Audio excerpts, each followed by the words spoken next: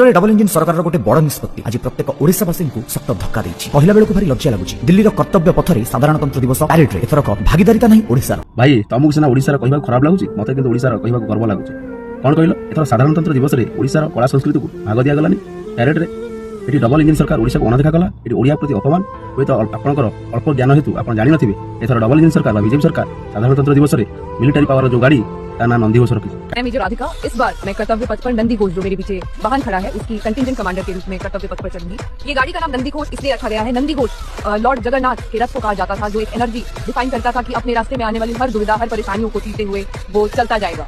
कहीं ना जगन्नाथ रथ ना नंदीघोष। जगन्नाथ जो भाई भाव में प्रति विपद को माने टाली दियंती बा प्रति असुविधा को सुविधा परिणत कर दियंती, से ही भाव में नंदीघोष रथ ना मिलिटरी गाड़ी ना को नंदीघोष रथ रखा जाए।